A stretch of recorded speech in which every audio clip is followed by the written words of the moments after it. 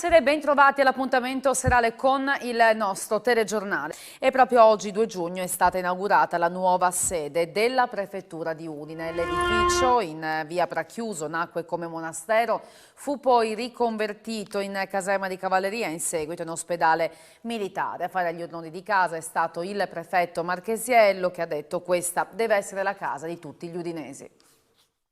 Non è un caso che le celebrazioni del 76esimo anniversario della Repubblica Italiana a Udine abbiano avuto come punto centrale via Pracchiuso, dove l'idea di trasformare l'edificio dell'ex caserma Reginato, dove sono passate generazioni di soldati nell'immobile usato per scopi sanitari, dopo 10 anni di ragionamenti e poi di lavori si trasformasse in realtà.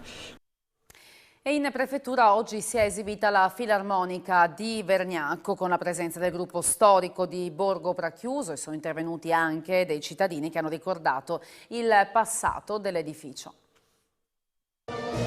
La sentite sullo sfondo, è la Filarmonica di Vergnacco che saluta il 2 giugno l'apertura ufficiale al pubblico della prefettura di Udine. È un'operazione dal mio punto di vista molto importante, perché recuperare storicamente e dal punto di vista architettonico una parte importante di questo borgo della città di Udine è molto bello.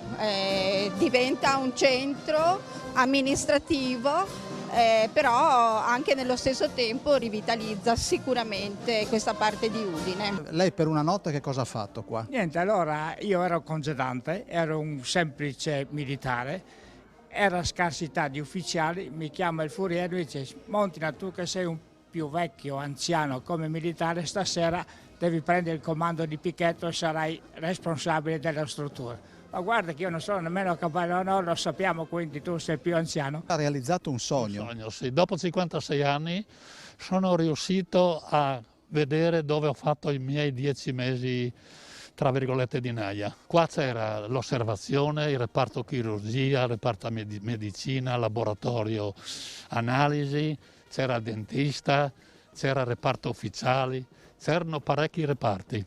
Eravamo in tantissima gente. Correva l'anno? 1966.